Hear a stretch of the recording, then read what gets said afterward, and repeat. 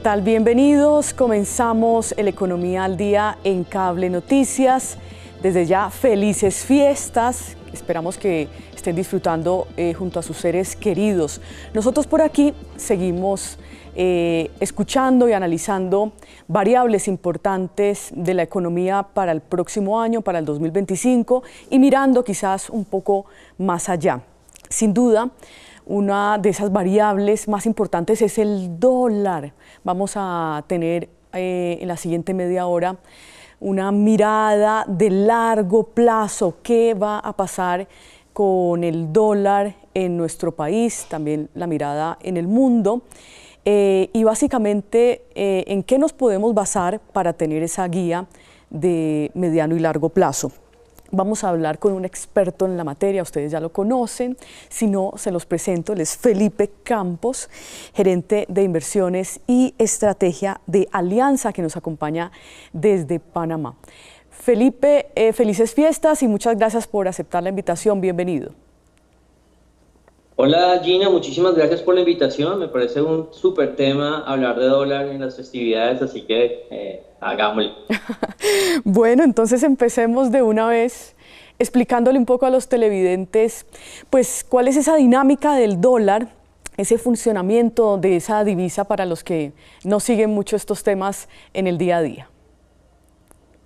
Bueno, mira Gina, hay una cosa que dicen de los economistas, que somos, que la mitad del tiempo nos la gastamos haciendo predicciones y la otra mitad explicando por qué no se dieron, ¿no?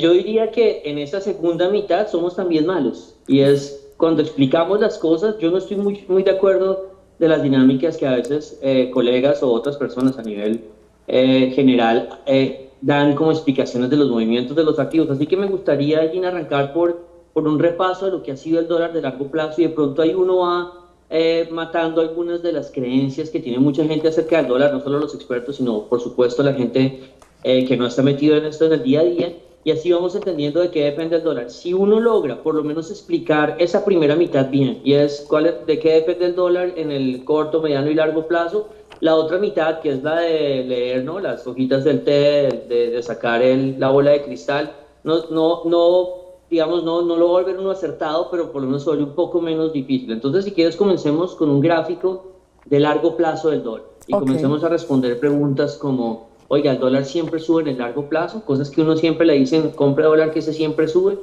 Entonces, aquí tenemos el dólar desde el 2000 y ustedes se dan cuenta que no siempre sube, que sí, desde el 2000 en general ha subido, pero que tiene grandes movimientos, un movimiento que se da desde el 2000, por ahí 2002 hasta el 2014, en que el dólar se calmó y era solo para abajo. Y yo veía a veces chistes en que, no sé, el dibujito que está la persona en la calle pidiendo dinero y le dan $1 y dice, no, yo no recibo dólares, cosas de estilo. El mundo estaba completamente comprometido con la idea que el dólar era para abajo. Y después, desde el 2013, 2014, el dólar solo para arriba. Esto es Colombia.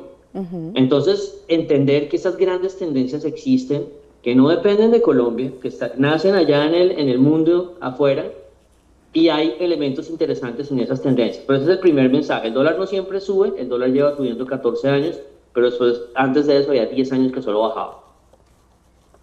Ok, entonces, es que estoy cogiendo datos y escribiendo, Felipe. Entonces, el primer mensaje, el dólar no siempre sube, ¿ok? Esa es la primera gran conclusión. Y lo que pasa en Colombia no depende básicamente de lo que pase en el escenario local, sino básicamente dependemos del mundo, ¿correcto?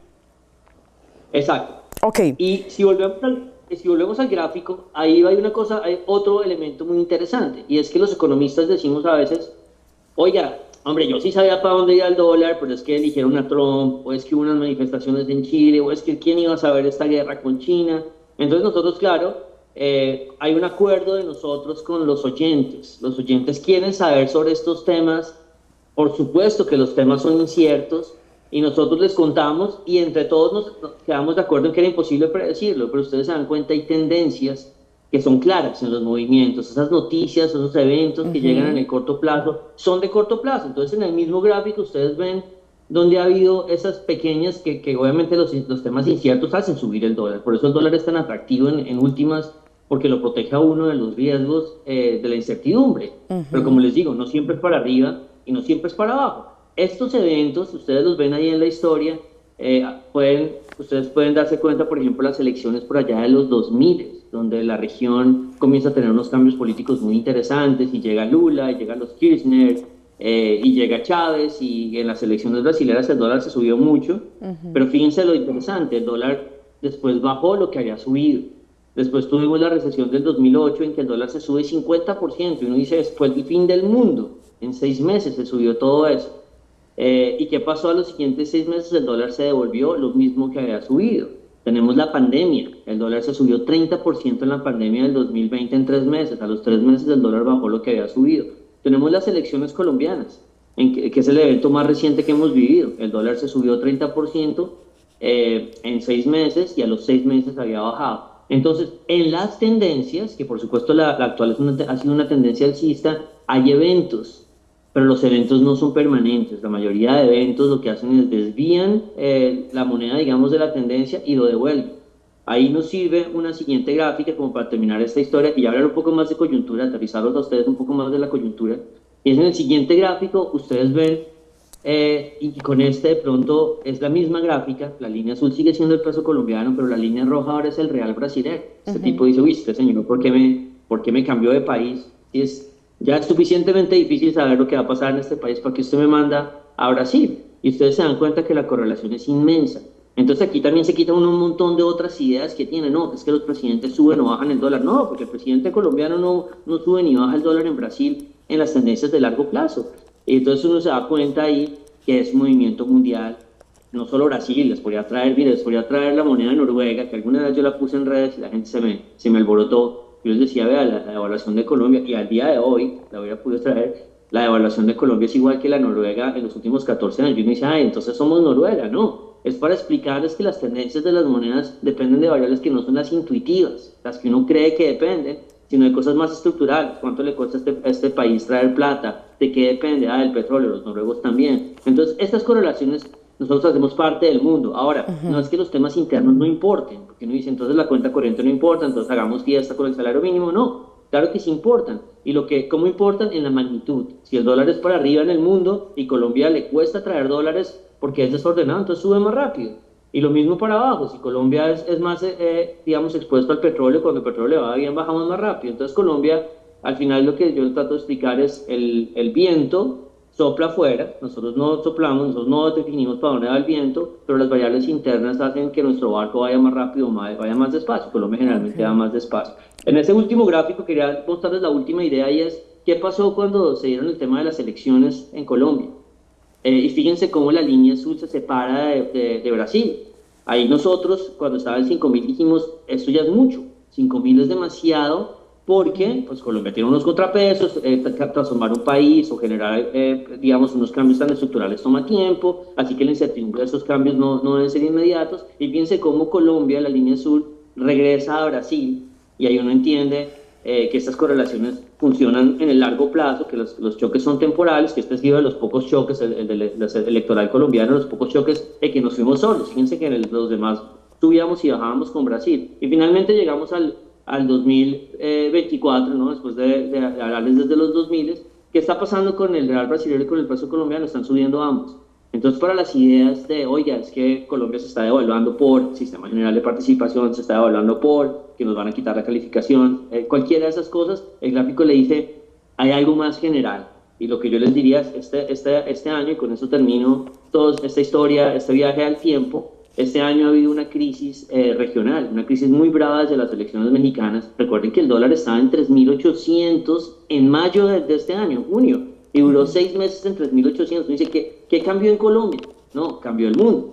En el momento que hicieron las elecciones mexicanas y hay un cambio en el balance del Congreso, y Andrés Manuel López Obrador y después Sheinbaum tienen un espacio para cambiar los contrapesos en México, junto a una crisis fiscal en Brasil, es lo que está generando la devaluación de este año, que en Colombia va en un 12%, y creo que nos ha salido muy barato para el nivel de crisis regional que hemos estado viviendo.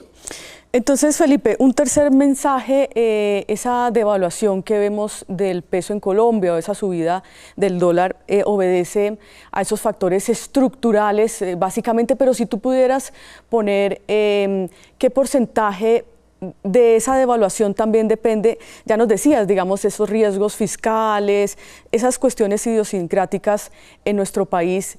En esa ecuación, ¿qué tanto pesa? Nos dices que es muy poquito, pero para darle una idea al televidente. Sí, digamos que en el momento en que hay una crisis en México y en Brasil, que este año se están devaluando entre 22 y 24%, es una barbaridad. O sea, yo siento que aquí en Colombia hemos estado en un refugio, aunque el dólar se ha subido 600 pesos, que también es una barbaridad, pero en Colombia solo el 12%, ha sido la mitad de la devaluación mexicana y brasileña. O sea que ha habido una diferenciación enorme en cómo nos castigan a nosotros, y de hecho también Chile se ha refugiado. Chile solo se ha devaluado 11%. Entonces, hay una cosa muy particular este año que no pasaba los 2 años anteriores, y era, antes nos estaban castigando a Chile y a nosotros por el miedo, digamos, a cambios estructurales muy profundos, y México y Brasil eran donde las historias eran bonitas. Este año cambió. Este año Colombia y Chile funcionaron de resguardo y se devalúan la mitad de ellos dos. ¿Por qué menciono Colombia y Chile? Porque al final de los 500, 600 pesos, yo no quiero minimizar los temas locales. Al final, si alguien vende México porque los contrapesos están fallando y porque ya a los jueces se van a elegir de voto popular, o si alguien está vendiendo Brasil porque tiene un déficit fiscal enorme y está disparado y hay mucho nerviosismo en lo que va a hacer el Banco Central, al final hacen una triangulación y dicen, pues en Colombia pasan cosas similares. Entonces, por eso la correlación existe.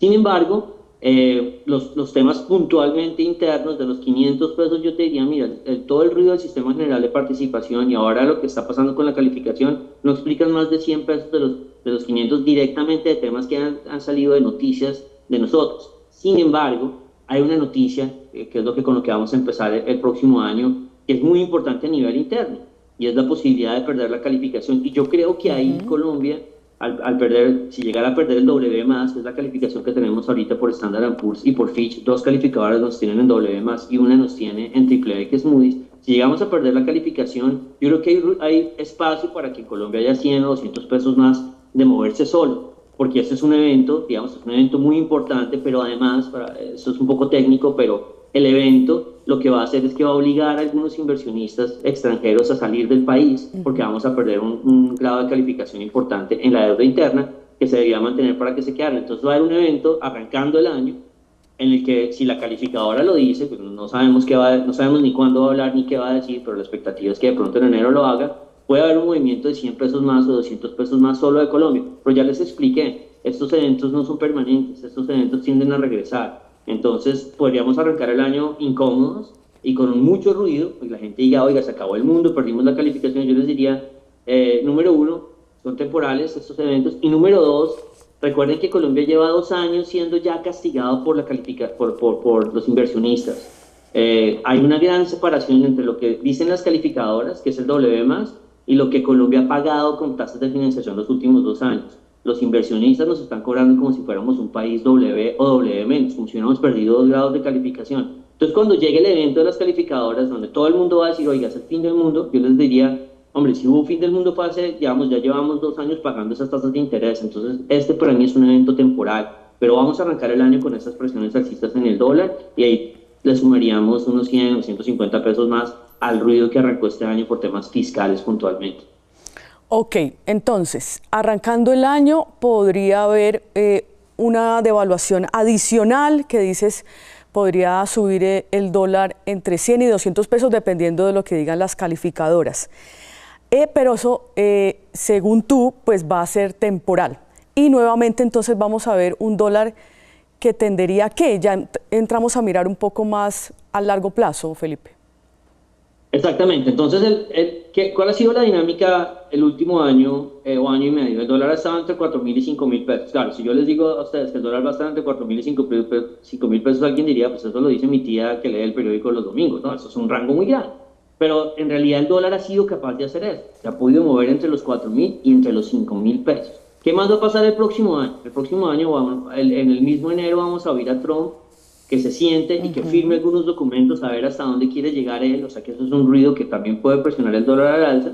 Esos serían los efectos que yo creo que son más importantes, junto, o por supuesto, yo siempre hablo de 3 pisos. Yo digo, el primer piso es Estados Unidos, el segundo piso es Brasil, México, la región, y el tercer piso es Colombia. O sea, el primer piso nos va a hacer ruido con el tema de Trump, y con el tema de las tarifas que pueda ponerle al mundo. El segundo piso, pues Brasil y México, es una crisis que están dando, que hay que ver. Ahora, en Brasil ya comenzaron a subir tasas agresivamente, el Banco Central y está defendiendo la devaluación, así que de pronto la región se nos calma un poco y no tengamos problemas de segundo piso. Y el tercer piso, ya te lo mencioné, es la pérdida de calificación.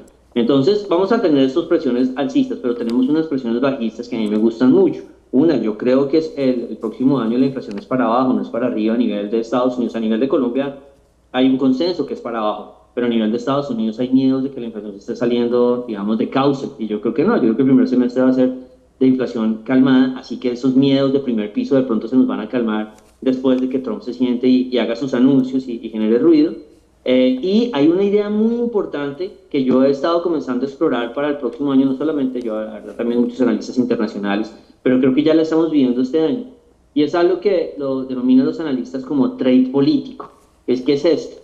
Y es, si uno está de acuerdo, y acá hay una enorme divergencia entre quien sea gobernista de oposición, que hay un castigo de los activos financieros por la incertidumbre de las, digamos, de gobierno que quiere hacer transformaciones estructurales. Yo diría, está clarísimo, es difícil que Colombia se esté negociando a las tasas de interés que se negocia, que nunca lo había hecho. Obviamente hay un nivel de incertidumbre muy alto, pero ¿qué significa el trade político? Y es, a medida que haya expectativas de que haya cambios políticos hacia adelante, entonces de repente esos países no deberían estar tan castigados. Entonces lo que estoy tratando de decir es, el próximo año y el siguiente van a haber elecciones en toda la región.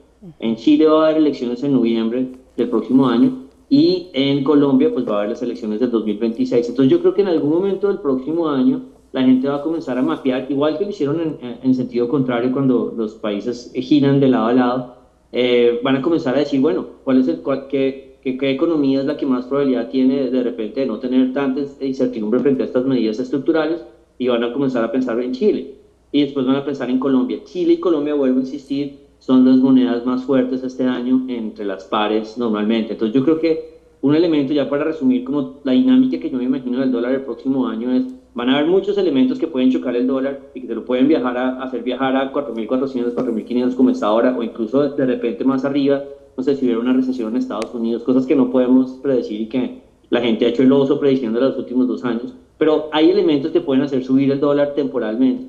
Pero yo creo que ese tema del trade político eventualmente nos va a permitir ver los 4.000 pesos en algún momento del próximo año. Y como recomendación, pienso yo, dado que el dólar igual sigue siendo muy interesante, yo pienso que el dólar de aquí en adelante, en esa gráfica de largo plazo, va a comenzar a volverse plano, va a comenzar nosotros hablamos de lateralizarse, de comenzar a tener un comportamiento lateral, pero con mucha volatilidad. Entonces, entre 4.000 y 5.000 puede comenzar a moverse durante un buen tiempo. Entonces, cada vez que se acerque a 4.000, yo diría, es muy interesante comprar dólar porque nos hace la diversificación, porque nadie sabe qué va a pasar con el futuro, porque nuestros salarios, nuestros ahorros, todo está en Colombia, así que es bueno tener algo, lo único que puede diversificar. Entonces, en resumen, yo creo que podemos arrancar chocando el dólar arriba por varias noticias que se van sumando. Yo creo que eventualmente se van a ir calmando, y a medida que nos acerquemos a las elecciones chilenas, yo creo que la gente va a decir, ok, si Chile puede tener este cambio estructural, entonces de repente Colombia también, y eventualmente podamos ver los 4.000 pesos en algún momento del próximo año. Te hago una cosa de retrovisor. Este año nosotros hablábamos de 3.800, 3.900 pesos. Nadie tiene un modelo de fin de año. Esto de que cuando le dicen, oiga, ¿usted dónde ve el 31 de diciembre? El 31 de diciembre ni siquiera hay dólar abierto, pero yo no sé si el 31 de diciembre va a llover o va a ser frío. Nadie tiene un modelo de esto, pero uno debe tratar de plantear hacia dónde es la fuerza. Y este año el dólar duró 3.800, 3.900 durante 6 meses hasta las elecciones mexicanas. Entonces yo creo que eventualmente el próximo año vamos a poder ver esos 4.000 en algún momento, y cualquier cosa cerca de los 4.000 es bueno para diversificar. ¿Qué pasa si el dólar termina cayéndose a 3.700? Hombre, que en el resto de cosas de su vida le fue bien. Así que pagó un seguro de vida, que para mí en 4.000 pesos no es un seguro de vida caro. Entonces, en términos de recomendación, en términos de visión, yo digo, va a seguir pivoteando entre 4.000 y 4.500, van a haber noticias, pero hay cosas que van a anclar al dólar hacia abajo. En términos de recomendación, cada vez que se acerque a 4.000 es bien diversificar sus inversiones, y eso y al final es un seguro de vida, que si usted se muere le paga un montón, pero si usted se muere, si no se muere, pues el dólar no va a bajar muchísimo más allá de 3.800, porque no estamos en un entorno actual para hacer eso. Ok, entonces tu visión de un dólar que incluso podría estar el próximo año hacia niveles de 4.000, bajando en el caso de Colombia. Pero, ¿qué riesgos ves en ese panorama, Felipe? Porque pues esto pues ya nos decías como esos factores que estarían detrás de ese dólar bajando en nuestro país, pero ¿qué riesgos de pronto se podrían presentar? Y también te pregunto por la inflación en Estados Unidos, que dices que podría, contrario a lo que todo el mundo está esperando, caer. Listo. Si quieres, el principal, digamos, te hablo por pisos. ¿Cuál es el principal riesgo de primer piso de Estados Unidos en temas de dólar? Que llegue Trump en enero y diga, ya mismo armo la guerra con China. Ya mismo ustedes tienen sus tarifas y aquí nos vamos a dar entre tarifas entre todos y eso genera mucha inflación y entonces la Fed queda amarrada y no puede bajar tasas de interés. Entonces el primer riesgo, el de primer piso, es algo que es voluntario, que no lo sabemos. La vez pasada Trump se demoró un año en comenzar a hacer sus movimientos en contra de China y no sabemos qué tanto es lo que él habla y lo que él quiere hacer. Pero ese es el principal riesgo en Estados Unidos y arranca en enero. 20 de enero creo que se sienta y ahí vamos a evaluar ese riesgo. En Estados Unidos hay riesgos de los dos extremos. Está el riesgo de, oiga, la economía está bien y la inflación va para arriba, y eso es dólar arriba. Recuerden, si la Fed no puede bajar tasas, es dólar arriba. Entonces está el riesgo de que haya una reactivación económica y que de verdad la inflación esté para arriba como 90, como tú dices, 90 de 100 analistas te dicen hay un problema inflacionario. Yo creo que es de largo plazo, no creo que sea para el próximo año. Y el otro extremo está el tema de la recesión, que la gente lleva 2 años hablando de que puede haber recesión y nada que hay recesión. Mira, en este momento todos los modelos que han funcionado de predicción de recesión siguen diciendo que sí va a haber recesión. Los modelos que han funcionado, los analistas no hemos funcionado, pero los modelos sí. La diferencia de los bonos de los tesoros, que es como la curva de los tesoros, o cómo se comporta la tasa de desempleo, ellos dicen que sí va a haber recesión. Entonces no lo descartemos. ¿Qué pasa en una recesión? En una recesión, como ya les mostraba históricamente, el dólar se sube muy rápido por aversión al riesgo y se devuelve muy rápido. Entonces, para mí los eventos de primer piso es Trump, que la economía se acelere mucho o que la economía se desacelere mucho.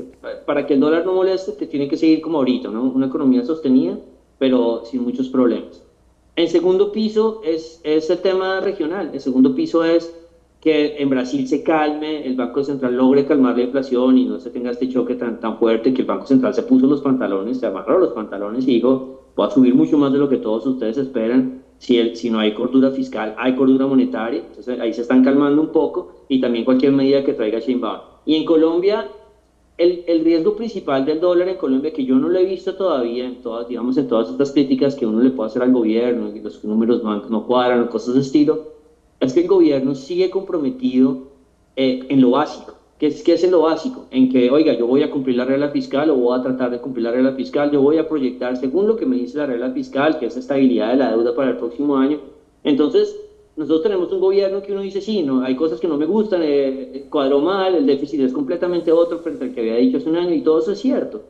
Sin embargo, cuando uno ve a Brasil, donde uno ve un gobierno con Lula, que realmente ya no quiere lo básico, ya no le importa lo básico, el déficit de Brasil es 10%, el de Colombia es 5%, la deuda de Brasil se sube del 80 al 90, la de Colombia es 55% y se quiere dejar ahí. Entonces uno se da cuenta que de todas formas, pese a que uno tenga muchas críticas internas del gobierno, como de todos los gobiernos, hay cosas particulares de los números que quedaron muy mal calculados. Uno ve que hay un acuerdo en lo básico, y si el acuerdo en lo básico continúa y es, oiga, sí, yo trato de cumplir la regla fiscal y yo trato de mantener la deuda estable, yo creo que ese riesgo no existe. El riesgo en Colombia es que algún día se levanten y digan, saben que la regla fiscal ya no me interesa y no me interesa mantener estable la deuda porque prefiero el bienestar de los colombianos, algún discurso de ese estilo. Ese sería el gran riesgo de Colombia. El resto de cosas son manejables y, como te decía, son temporales. Ok. Bueno, pues ya nos tenemos que ir, Felipe, pero qué interesante poder escucharte y entender todas esas variables detrás de ese comportamiento del dólar. Para nuestros televidentes, entonces, me quedo con esa recomendación que nos diste, de pronto, de si el dólar llega a bajar a 4.000, buscar opciones ahí de inversión, entrar y ganar por esa vía. ¿Te parece? ¿O alguna conclusión? Sí, exactamente. Y cuando estén en momentos de pánico, no se dejen llevar, voy a perseguir y voy a comprar el dólar a 4.700 porque ya es el fin del mundo, que ya sucedió hace 2 años. Entonces mantener como pies de plomo y tener, digamos, cordura cuando el dólar se acerca a los 4.000, protegerse. Cuando el dólar esté arriba de 4.500, 4.600, no lo persigan. pues porque es pánico que históricamente hemos visto que es temporal, que no es permanente, a no ser de que sea, como les digo, que aquí se olvide lo básico en Colombia, los acuerdos básicos, ahí sí sería un problema.